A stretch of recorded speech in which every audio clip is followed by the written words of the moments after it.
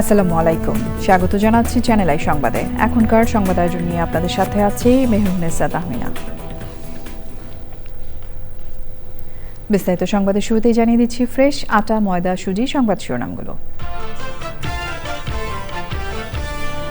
গুম, খুন, নির্যাতনের শিকার ও পরিবারের পাশে থাকতে তারেক রহমানের অঙ্গীকার। কৌশলের নামে বিএনপি গুপ্ত ও সুপ্ত বেশ ধারণ করেনি মন্তব্য।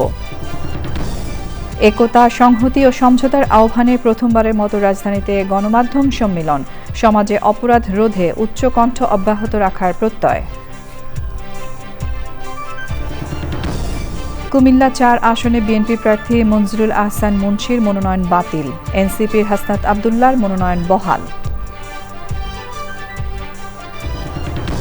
ইসলামী আন্দোলনের জন্য দরজা খোলা বলছে জামায়াত। রাজনৈতিক সমঝোতা হতে পারে, আসন নিয়ে নয় বলে খেলাফত মজলিসের মন্তব্য। আখ থেকে গুড় তৈরি করলে প্রণোদনা পাবেন কৃষক। স্বল্প প্রযুক্তিতে প্রক্রিয়াজাতকরণ আর গ্রামীণ কর্মসংস্থানের সরাসরি সংযোগের সমন্বয়ে নতুন সম্ভাবনা। এবং অনূর্ধ্ব-19 বিশ্বকাপ ক্রিকেটে বাংলাদেশ ভারত লড়াই। টস সেশনে পরস্পর করমর্দন এড়িয়ে গেলেন দু দলের অধিনায়ক।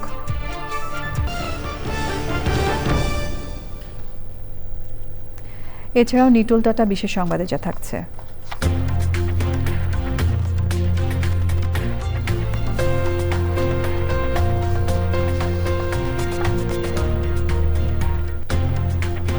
ঐতিহ্যবাহী শিক্ষা প্রতিষ্ঠান বেগম বদরুন্নেসা মহিলা কলেজের সাবেক শিক্ষক শিক্ষার্থীদের পুনর্মিলনীর খবর।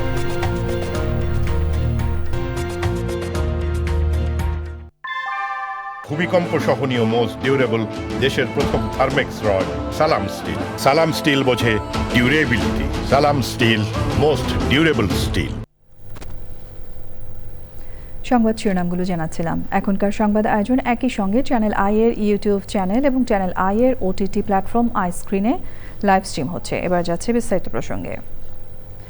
ক্ষমতায় গেলে স্বৈরাচার বিরোধী আন্দোলনে শহীদ পরিবারের পাশে থাকার ঘোষণা দিয়ে বিএনপি চেয়ারম্যান তারেক রহমান বলেছেন, ন্যায় বিচার নিশ্চিত করতে হলে জনগণের আকাঙ্ক্ষিত গণতান্ত্রিক সরকার প্রতিষ্ঠা করতে হবে। রাজধানীতে বিগত সরকারের সময় গুম, খুন ও নির্যাতনের শিকার পরিবারের সদস্যদের সঙ্গে মতবিনিময়ে তিনি বলেছেন, কৌশলের নামে কখনো গুপ্ত ও সুপ্ত বেশ ধারণ করেনি বিএনপি। গণতন্ত্রের পথে কেউ কেউ বাধা হতে চায় উল্লেখ করে তিনি বলেন, নির্বাচন কমিশনের কিছু ভূমিকা বিতর্কিত। রাহুল রায়ের রিপোর্ট। স্বৈরাচার বিরোধী আন্দোলনে গুম, খুন ও নির্যাতিতদের নিয়ে ধারাবাহিকভাবেই নানা আয়োজন করে আসছে আমরা বিএনপি পরিবার।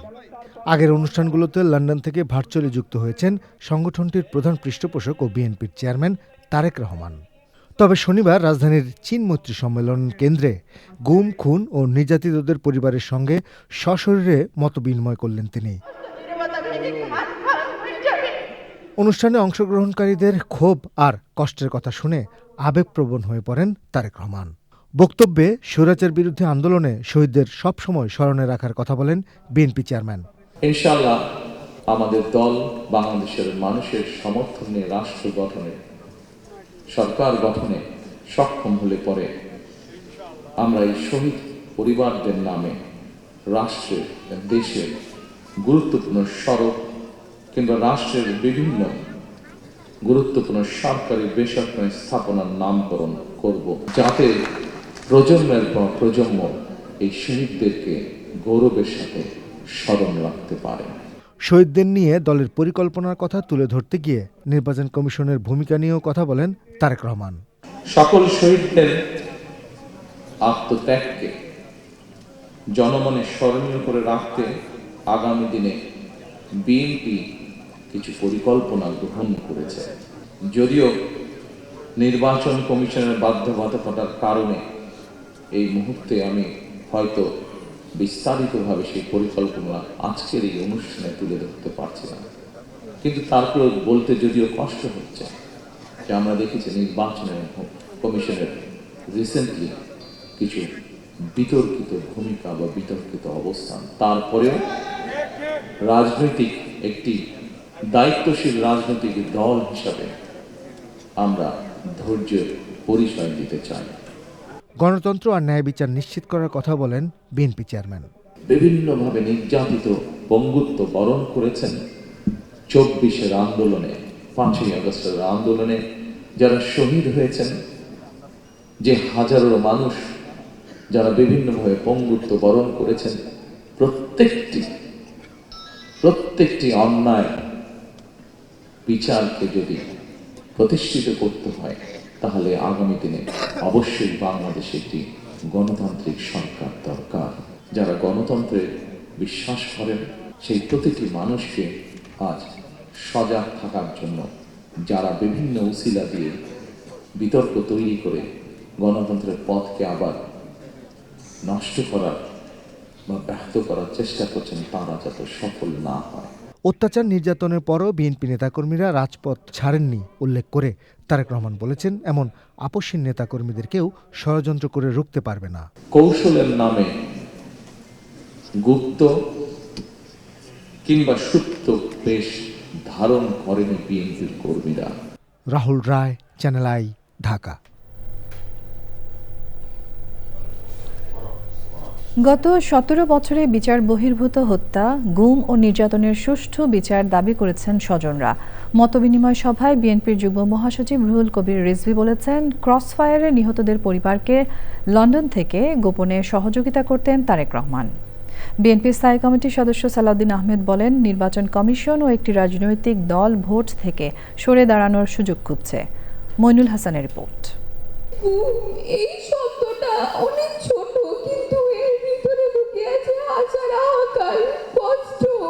কিছু কান্না শব্দ হয়ে ওঠে না, কিছু অপেক্ষার শেষ নেই। গুম, খুন আর নির্যাতনের শিকার পরিবারগুলোর জীবন থেমে আছে আজও। বিগত সরকারের সময় গুম, খুন ও নির্যাতনের শিকার ও স্বজনদের সঙ্গে আমরা বিএনপি পরিবার ও মায়ের ডাকের যৌথ উদ্যোগে রাজধানীতে মতবিনিময় সভা। শুরুতে 1 মিনিট নীরবতা পালন। সভায় উঠে আসে কারো বাবা, কারো স্বামী, কারো সন্তান হারানোর বেদনার কথা। এই যে ছোট ছোট সন্তানরা কাঁদছে বাবার জন্য, এগুলো দেখে আমরা সকলেই একসাথে বসে হাত ধরে কাঁদতাম। সবার একই দাবি, গুম, খুন ও নির্যাতনের সুষ্ঠু বিচার। 13 বছর হয়ে গেছে, আমি আমার বাবাকে দেখি না। মতবিনিময় সভায় অংশ নেন বিএনপির চেয়ারম্যান তারেক রহমান ও দলের কেন্দ্রীয় নেতারা। স্বজনদের আর্তনাদ ছুঁয়ে যায় তাদেরও। গুমের শিকার বিএনপির স্থায়ী কমিটির সদস্য সালাউদ্দিন আহমেদ বলেন, যারা গণতন্ত্রে উত্তরণের পথকে বাধাগ্রস্ত করতে চায় তাদের ছাড় দেওয়া হবে না। অনেকেই বক্তব্য দিয়েছে যে আমরা অন্তত জানাজা দিতে পেরেছি স্বামীর, কিন্তু যারা আজও ফিরেনি তাদের মা বাবা, স্ত্রী, পুত্র, কন্যা, তারা কি করবে? দলের সিনিয়র যুগ্ম মহাসচিব রুহুল কবির রিজভী বলেন, ফ্যাসিস্ট আমলে সন্তানকে মায়ের কোল থেকে কেড়ে নিয়েও হত্যা করা হয়েছে। এবার দেখলাম শেখ হাসিনার সেই ভয়াল পরিস্থিতি, সন্তানকে মায়ের কোল থেকে, স্বামীকে তার স্ত্রীর কাছ থেকে অথবা সন্তানের কাছ থেকে ধরে নিয়ে গিয়ে পাট খেতে, ধান খেতে, বাঁশ ধানের মধ্যে কিভাবে গুলি করে রাখা হয়েছে। বিএনপির চেয়ারম্যান তারেক রহমানের নেতৃত্বে গুম, খুন ও নির্যাতনকারীদের বিচার হবে বলে আশা প্রকাশ করেন ভুক্তভোগী ও স্বজনরা। Moinul Hasan, channel I, Dhaka. সাংবাদিকদের ঐক্যবদ্ধ থাকার আহ্বান জানিয়ে সম্পাদকরা বলেছেন, এটি যেন কেবল একটি শূন্যগর্ভ স্লোগান না হয়, সব অশুভ ও শোষণের বিরুদ্ধে সংহতি যেন সবসময় থাকে। গণমাধ্যম সম্মেলনে সাংবাদিকরা সমাজে অপরাধ রোধে উচ্চকণ্ঠ অব্যাহত রাখার প্রত্যয় জানান। তারা বলেন, স্বাধীন সাংবাদিকতায় বিশ্বাস করলে সরকারই লাভবান হয়। রিজভী নাজের রিপোর্ট। মব সৃষ্টি করে যা খুশি তাই করা, কথা বলার অধিকার কেড়ে নেওয়া, পুড়িয়ে মানুষ মারা, সর্বোপরি মানবিক মূল্যবোধ ধ্বংসের বিরুদ্ধে আবারও এক হলেন সাংবাদিকেরা। কৃষিবিদ মিলনায়তনে সম্পাদক পরিষদ এবং সংবাদপত্র মালিকদের সংগঠন নোয়াবের উদ্যোগে সব মত পথে সংবাদকর্মীরা শপথ নিলেন পেশার মর্যাদা পুনঃপ্রতিষ্ঠার। সরকার, আপনি মনে রাখবেন, আপনাকে কেউ সত্য কথা বলবে না, আপনার দলীয় লোকরা বলবে না ভয়ে, এবং আপনার সরকারের ব্যুরোক্রেসি বলবে না, আপনার সরকারের ইন্টেলিজেন্স কমিউনিটি বলবে না। তারা সবসময় আপনাকে প্রশংসার মধ্যে প্রশংসার জগতে আবদ্ধ রাখবে। স্বাধীন সাংবাদিকতা হচ্ছে একমাত্র প্রতিষ্ঠান যারা আপনাকে সত্য কথা বলবে। আমাদের অতীত অভিজ্ঞতা ভালো ছিল না।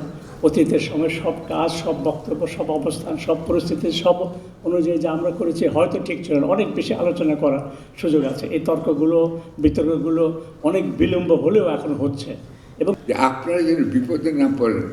সাংবাদিকতা এখনও কিন্তু কোনো সম্মানজনক পেশা হয়নি বাংলাদেশে।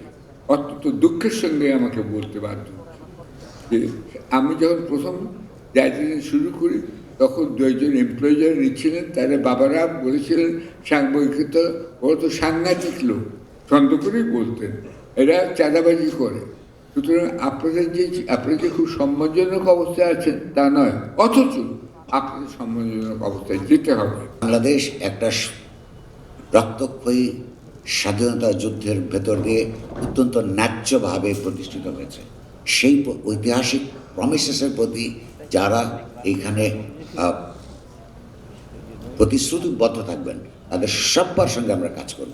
সাংবাদিকরা বললেন, দায়িত্বশীল ও সাহসী সাংবাদিকতা চলবে, ভয় দেখানোর চেষ্টা ব্যর্থ হবে। নেতৃত্বের এই দৃঢ় উচ্চারণ তাদের আশাবাদী করে তুলেছে। গুণগত যে পরিবর্তনের যে আকাঙ্ক্ষা, যে জনপ্রত্যাশা, সেটার প্রতিফলন আমরা দেখতে চাই। আমরা সেটার হিসাব আমরা কড়াই গণ্ডায় নিতে চাই। আমাদের সাংবাদিকদেরকে ঐক্যবদ্ধ হওয়া, এক হওয়া, এক সামিয়ানার তলে সমবেত হওয়া। আমাদের মধ্যে বিভেদ আমাদেরকে ভুলে যেতে হবে। আয়োজকরা জানান, ঢাকার মতো বিভাগীয় পর্যায়ে গণমাধ্যম সম্মেলন করার কথা ভাবছেন তারা। রিজভিনা ওয়াজ, চ্যানেল আই, ঢাকা। এবারের প্রসঙ্গ জাতীয় সংসদ নির্বাচন 2026।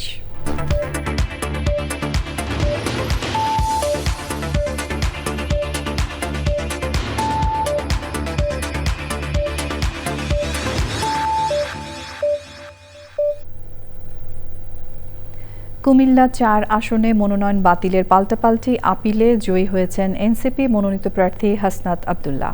ঋণ খেলাপির অভিযোগে বিএনপি প্রার্থী মঞ্জুরুল আহসান মুন্সির মনোনয়নপত্র বাতিল করেছে নির্বাচন কমিশন। এই আসনে হাসনাত আব্দুল্লাহর মনোনয়ন বহাল রেখেছে ইসি। সাদি মাহমুদের রিপোর্ট। ত্রয়োদশ জাতীয় সংসদ নির্বাচন সামনে রেখে রিটার্নিং কর্মকর্তার আদেশের বিরুদ্ধে আপিল শুনানির 8ম দিন। কুমিল্লা 4 আসনের পাল্টাপাল্টি আপিলে একে অপরের প্রার্থিতা বাতিলের শুনানিতেই ছিল সবার নজর, যেখানে জয়ী হয়েছেন এনসিপি মনোনীত প্রার্থী হাসনাত আব্দুল্লাহ। নির্বাচনের সিজন আসলে ওনার যেই মনে হয় যে ওনার কিছু টাকা দিতে হবে বা কোর্টকে ম্যানেজ করার, এই বিষয়গুলো আমরা তখনই এনেছিলাম, কিন্তু তখন আমলে নেইনি। যেটি আবার আমরা নির্বাচন কমিশনে এসেছি, উনিও আমার বিরুদ্ধে এসেছেন, উনিও আমার বিরুদ্ধে সাবমিশন দিয়েছেন। ফ্রি, ফেয়ার অ্যান্ড পার্টিসিপেটরি ইলেকশনের জন্য যেই ত্যাগ সংগ্রাম, যে গুম খুন হত্যা হয়েছে, নিপীড়ন নির্যাতনের মধ্য দিয়ে বিএনপি জামাত সহ ফেসিবাদ বিরোধী রাজনৈতিক দলের নেতাকর্মীদের যেতে হয়েছে।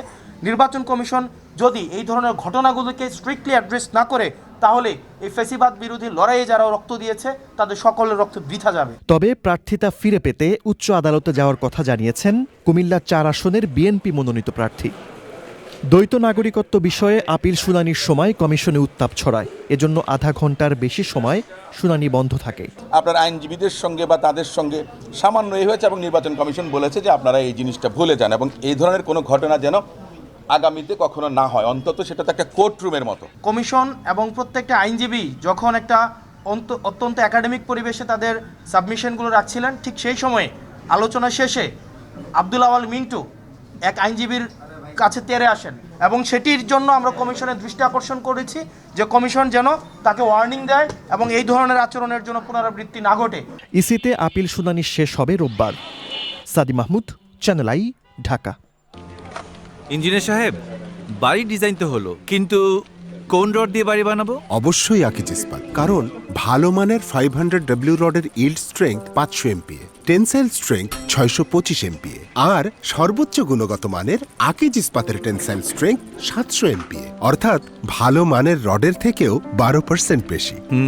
বুঝেছি, এখনই অর্ডার করছি অধিক শক্তিশালী আকিজ ইস্পাত। আকিজ ইস্পাত, কমিটেড টু কোয়ালিটি। ইসলামী আন্দোলনকে ফেরাতে আর কোনো আনুষ্ঠানিক আলোচনা হচ্ছে না জানিয়ে বাংলাদেশ খেলাফত মজলিসের আমির মাওলানা মামুনুল হক বলেছেন, দলটির সাথে নির্বাচনের আগে রাজনৈতিক সমঝোতা হতে পারে, আসন সমঝোতা নয়। জোট ভাঙায় কারো ষড়যন্ত্র নেই উল্লেখ করে তিনি বলেন, নিজেদের ব্যর্থতার কারণে এই দূরত্ব হতে পারে। ইসলামী আন্দোলনের জন্য জামায়াতের দরজা এখনো খোলা বলে জানান দলটির সহকারী সেক্রেটারি জেনারেল এহসানুল মাহবুব জুবায়ের। তাফিমুল ইসলামের রিপোর্ট। জামাতের সর্বোচ্চ নীতি নির্ধারণী ফোরাম নির্বাহী পরিষদের বৈঠক সকালে শুরু হয়ে চলে বিকাল পর্যন্ত। 11 দল থেকে ইসলামী আন্দোলন বের হওয়ার পর এই বৈঠক ঘিরে দেখা দেয় আগ্রহ। বৈঠকে ইস্তেহার, আমিরের নির্বাচনী সফরসূচি ও ক্ষমতায় গেলে রাষ্ট্র পরিচালনার নীতি কি হবে তা নিয়ে চলে আলোচনা পর্যালোচনা। গুরুত্বপূর্ণ বিষয় আজকে আলোচনা করছি, সেটি হচ্ছে বিভিন্ন বিষয়ে পলিসি পেপার, অর্থাৎ একটি রাষ্ট্র পরিচালনার জন্যে গুরুত্বপূর্ণ অনেকগুলো বিষয় আছে। আপনারা জানেন সরকারের এই সমস্ত বিষয় নিয়ে আমাদের কিছু পলিসি পেপার আমরা তৈরি করেছি। এই পলিসি পেপারগুলো আজকের এই বৈঠকে প্রস্তাবনা আকারে আসছে। আমাদের বিশেষজ্ঞ পরিষদে যারা আছেন, টিমে যারা আছেন, লিড করছেন, তারা এটি এখানে পেশ করছেন। আজকের এই বৈঠকে এটাও চূড়ান্ত হবে। ফাঁকা রাখা 47 আসনের ব্যাপারে চূড়ান্ত সিদ্ধান্ত নিবে 10 দলের লিয়াজো কমিটি বলে জানান এই নেতা। 47টি আসন আমরা রেখেছিলাম, তো সেই আসনগুলো সম্পর্কে আমরা লিয়াজো কমিটিকে দায়িত্ব দিয়েছি।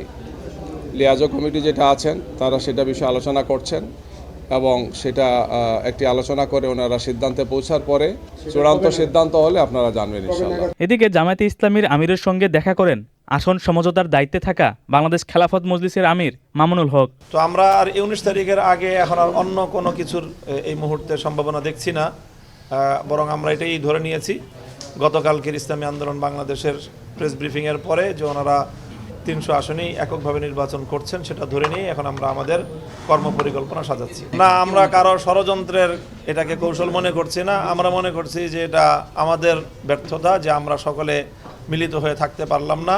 শরিয়া আইনের বিষয়ে জামাতের আমিরের বক্তব্য ইসলামী আন্দোলন ভুল বুঝেছে উল্লেখ করে মামুনুল হক বলেন, দেশের প্রচলিত আইন বাদ দিয়ে হঠাৎ করে শরিয়া আইন বাস্তবায়ন করা সম্ভব নয়। তাফিমুল ইসলাম, চ্যানেল আই, ঢাকা। এবারে অন্যান্য সংবাদ। বিএনপি চেয়ারম্যান তারেক রহমানের সঙ্গে সৌজন্য সাক্ষাৎ করেছেন বাংলাদেশের নেপালের রাষ্ট্রদূত ঘনশ্যাম ভান্ডারী ও ভুটানের রাষ্ট্রদূত দাস্য কর্মা হামু দর্জি। গুলশানে বিএনপির চেয়ারপারসনের রাজনৈতিক কার্যালয়ে উভয় বৈঠকে বিএনপির চেয়ারম্যান তারেক রহমানের সঙ্গে ছিলেন দলের মহাসচিব মির্জা ফখরুল ইসলাম আলমগীর ও যুগ্ম মহাসচিব Ruhul Kabir Rizvi.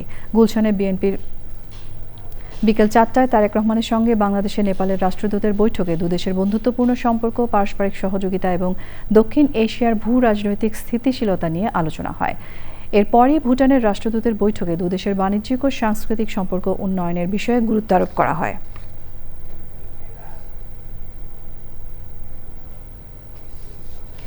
Bangladesh association of pharmaceuticals industry BAPI বলছে, ওষুধ শিল্পের মতো বিজ্ঞান নির্ভর ব্যবসায় মালিকপক্ষ ও সরকারের মধ্যে আলোচনার মাধ্যমে সিদ্ধান্ত হওয়া উচিত। অত্যাবশ্যকীয় ওষুধের তালিকায় 295টি ওষুধের দাম সরকারের বেঁধে দেয়া নিয়ে তারা বলেন, এ বিষয়ে সিদ্ধান্ত নেবে আগামী নির্বাচিত সরকার। কেননা নীতি নির্ধারণী কাজে অন্তর্বর্তী সরকারের সিদ্ধান্ত গ্রহণের সুযোগ নেই বলে মনে করেন তারা। জান্নাতুল বাকিয়া, কেকার রিপোর্ট। চলতি মাসের দ্বিতীয় সপ্তাহে অত্যাবশ্যকীয় ওষুধের তালিকায় নতুন 135টি যুক্ত করে সরকার। এতে কলেবরে বেড়ে অত্যাবশ্যকীয় ওষুধের সংখ্যা হয় 295টি। এই ওষুধগুলো নির্ধারিত মূল্যে বিক্রির সিদ্ধান্ত দেয় সরকার। এই ওষুধের উপরে মূল্য নির্ধারণের একটা রাষ্ট্রীয় ইন্টারভেনশন ছাড়া আসলে এটা মানুষের জন্য অ্যাফোর্ডেবল রাখা কঠিন হচ্ছিল। বাংলাদেশ হেলথ রিপোর্টার্স ফোরামের সদস্য স্বাস্থ্যবিটের সাংবাদিকদের জন্য আয়োজিত এক কর্মশালায় 295টি ওষুধের বিষয়ে সরকারের সিদ্ধান্ত নিয়ে কথা বলেন বক্তারা। ওনারা একটা রুটিন কাজ করবে, বিশেষ করে শিডিউল ঘোষণার পরে কেন ওনারা এই ধরনের নীতিগত বিষয়ে ওনারা এই উদ্যোগ নিতে যাচ্ছেন, ওনারা পরবর্তী সরকারের হাতে রেখে যান। যারা ইলেকশনের মাধ্যমে যেই আসুক তারা ডিসাইড করুক। আমাদের বক্তব্য এটাই, এই সরকার এই প্রাইসিংয়ের ব্যাপারে উপদেষ্টা, বিশেষ সহকারী সচিব, অতিরিক্ত সচিব কেউ কি আমাদের সাথে কথা বলছে? আপনারা জিজ্ঞেস করতে পারেন, কেউ কথা বলেনি আমাদের সাথে এই বিষয়ে। তাহলে আমরা এতই অপাংতেও কেন? ম্যানুফ্যাকচার তো আমরা করি। ওষুধ শিল্প মালিকদের সংগঠন বাপি বলছে, এ বিষয়ে ওষুধ শিল্প মালিকদের সাথে কোনো আলোচনা করেনি সরকার। এই সংক্রান্ত টাস্ক ফোর্সেও বাপির কোনো প্রতিনিধি নেই। একটা ন্যাচারাল ফ্লারিশমেন্ট, বৃদ্ধির জিনিসকে খামচে ধরলে পরে যে অবস্থা হতে পারে, আপনাদের চোখের সামনে দেখতে পাচ্ছেন ভেনেজুয়েলা কি হয়েছে। তার ফলে সেই দেশে অশান্তি, সেই দেশে সমস্ত সমস্যা। 2016 থেকে 2026 এই 10 বছর পুরা ইন্ডাস্ট্রিয়াল ডেভেলপমেন্টের যে জিনিস ছিল প্রতিটা জায়গায় অন্তরায় সৃষ্টি করে বন্ধ করে দেওয়া হয়েছে। এখন আবার সেটাকে রাষ্ট্রীয় পর্যায়ে এসে এমনভাবে বন্ধ করার চেষ্টা করা হচ্ছে যাতে করে এই ইন্ডাস্ট্রির ন্যাচারাল ফ্লো সেটা আর হতে পারবে না। বাপি সংশ্লিষ্টরা বলছেন, ওষুধের মূল্য কেবল কাঁচামাল আর প্যাকেজিংয়ের ওপর ওষুধ শিল্পের বিশাল ব্যয়ভার এবং টিকে থাকা নির্ভর করে না, বরং বিশ্বের 157টি দেশে বাংলাদেশে উৎপাদিত ওষুধের বাজার ধরে রাখতে, ওষুধের গুণগত মান বৃদ্ধিতে, গবেষণা ও উন্নয়ন R&Dর শর্ত পূরণেও বিপুল অর্থ বিনিয়োগ করতে হয়। জান্নাতুল বাকিয়া কেকা, চ্যানেল আই, ঢাকা।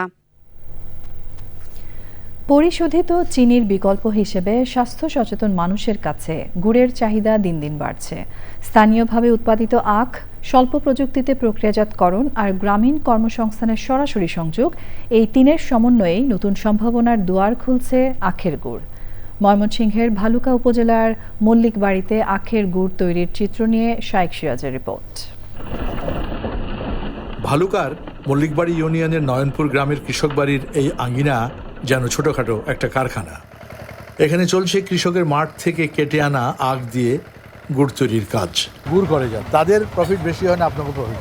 তারা যদি একটু কমে কিনতে পারে একটু প্রফিট একটু হয়, আর যদি গ্যাসে বছর যারা গুড় বানায় তারা প্রতিটা ব্যাপারে লস খাইছে। কারণ যে গুড়ের দাম ছিল কম। সহজ প্রক্রিয়ায় এভাবে গুড় তৈরি গ্রামীণ মানুষের জন্য বাড়তি আয়ের সুযোগ তৈরি করেছে। বাজার যদি আবহাওয়া ভালো থাকে গৃহস্থ লাভবান হয়। এক কাটা খেতে আমরা বেচতে পারি, যদি ভালো ফসল আসে, ভালো দাম থাকে, তাহলে 20,000, খরচ আছে 12,000। গুড় তৈরির মাধ্যমে আখের মূল্য সংযোজন করলে কৃষক পাবেন সরকারি প্রণোদনা। এই অঞ্চলে 2,435 হেক্টর জমিতে আখ চাষ হচ্ছে, তার মধ্যে আমরা 80 জনকে প্রণোদনা দিচ্ছি। প্রতিজন কৃষক 1 বিঘা জমির জন্য প্রায় 8,300 টাকা করে তারা প্রণোদনা পাবে। আখের যে কাণ্ড, বীজ, এটা কিনে দিবে, তারপরে আর সার দিব কিছু, আর কিছু আন্তঃপরিচর্যা আছে যেটাতে আমরা তাকে ক্যাশ দেব। সরকারি সহায়তা আর উদ্যোক্তাদের উদ্যোগ একসঙ্গে হলে আখের গুড় হতে পারে কৃষকের ন্যায্য আয়ের উৎস, গ্রামীণ শিল্পায়নের চালিকা শক্তি এবং রপ্তানি আয়ের নতুন একটি খাত। সাদা চিনির প্রতি মানুষের আগ্রহ দিন দিন কমে আসছে। স্থানীয় পর্যায়ের এই লাল গুড় বা লাল চিনিগুলোকে যদি আমরা প্রপারলি কৃষি পণ্যে রূপান্তরিত করতে পারি, ভ্যালু অ্যাডেড পণ্যে রূপান্তরিত করতে, তাহলে বিশ্ববাজার ধরাটা খুব কঠিন কিছু নয়। বর্তমান সময়ের জন্য প্রয়োজন নির্দেশনা এবং সুন্দর প্যাকেজিং। ময়মনসিংহের ভালুকার নয়নপুর থেকে শাইখ সিরাজ, চ্যানেল। এ নিয়ে বিস্তারিত প্রতিবেদন প্রচার হবে আজ রাত 9টার সংবাদের পর হৃদয়ে মাটিও মানুষ অনুষ্ঠানে। টি-20 বিশ্বকাপ নিয়ে বাংলাদেশ ভারতের উত্তাপের আঁচ লেগেছে অনূর্ধ্ব-19 বিশ্বকাপেও। ভারত পাকিস্তান ম্যাচের নো হ্যান্ডশেক পুনরাবৃত্তি হয়েছে যুব বিশ্বকাপে বাংলাদেশ ভারত ম্যাচে। টসের পর হাত মেলাননি ভারতের অধিনায়ক আয়ুষ মাহাত্রে ও বাংলাদেশের ভাইস ক্যাপ্টেন জাওয়াদ আবরার। তাতে ম্যাচ শুরুর আগেই তৈরি হয় বিতর্ক। বাংলাদেশের অধিনায়ক আজিজুল হাকিম তামিম তৈরি না হওয়ায় তিনি তার ভাইস ক্যাপ্টেনকে টস করতে পাঠান। এর আগে এশিয়া কাপে ভারত পাকিস্তান ম্যাচে নিয়মিত এই দৃশ্য দেখা গেছে।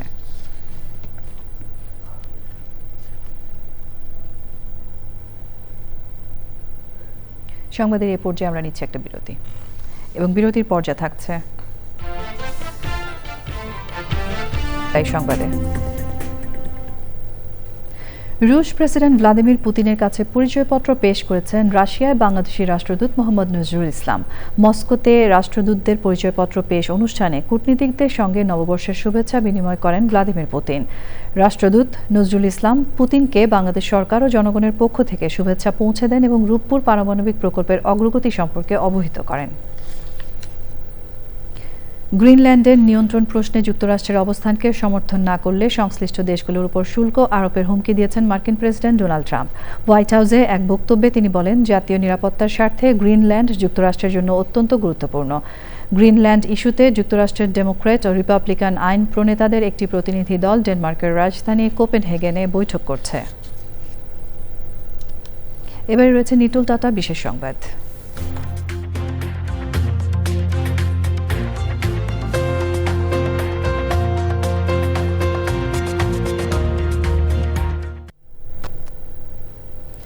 ঢাকার ঐতিহ্যবাহী শিক্ষা প্রতিষ্ঠান বেগম বদরুন্নেসা সরকারি মহিলা কলেজের সাবেক শিক্ষক ও শিক্ষার্থীদের পুনর্মিলনী হয়েছে।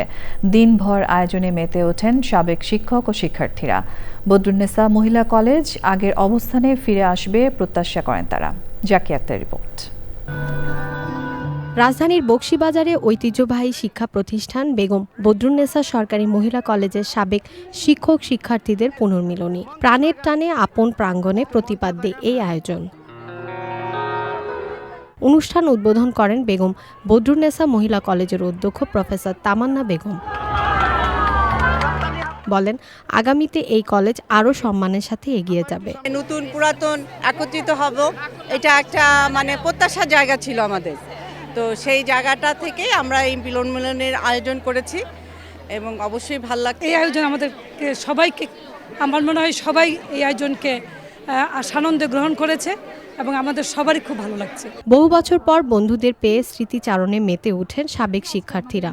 এখানে আমাদের চটপটি মামা বসতেন, মামাকে খুব মিস করছি। 20-30 বছর পরে সেই পুরনো মুখগুলো দেখে আনন্দে আমরা সকাল থেকে একদম আত্মহারা। 93 সবচেয়ে দুষ্টু পোলা পাইনা আমরা ছিলাম। 26 বছর পরে বন্ধুদেরকে দেখার জন্য আসলাম। নারী কল্যাণ সহ নানা ক্ষেত্রে ভূমিকা রাখা শিক্ষক ও শিক্ষার্থীদের তুলে দেওয়া হয় সম্মাননা স্মারক। পুনর্মিলনী আয়োজন আরও রাঙিয়ে তোলে সাংস্কৃতিক পরিবেশনা। Zakia Akter, channel I, Dhaka. Pubali bank বাণিজ্য সংবাদ।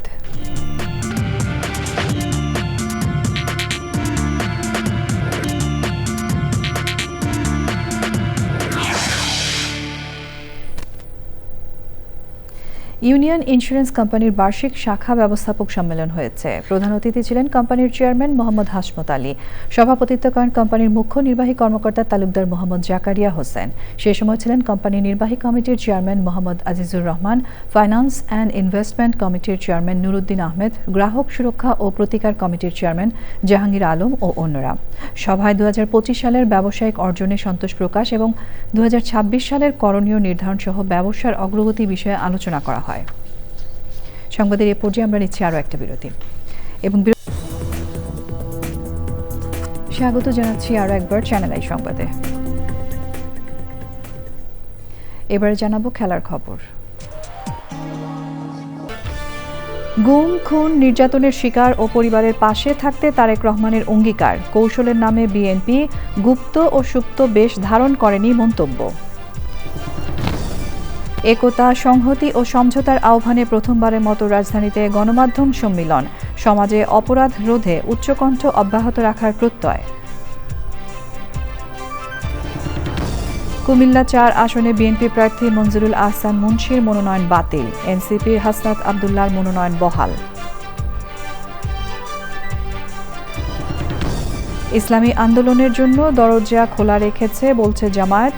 রাজনৈতিক সমঝোতা হতে পারে, আসন নিয়ে নয় বলে খেলাফত মজলিসের ঘোষণা।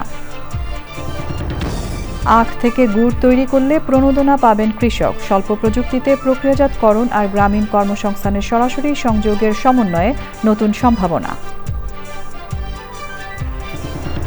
এবং অনূর্ধ্ব 19 বিশ্বকাপ ক্রিকেটে বাংলাদেশ ভারত লড়াই। টস সেশনে পরস্পর করমর্দন এড়িয়ে গেলেন দু দলের অধিনায়ক।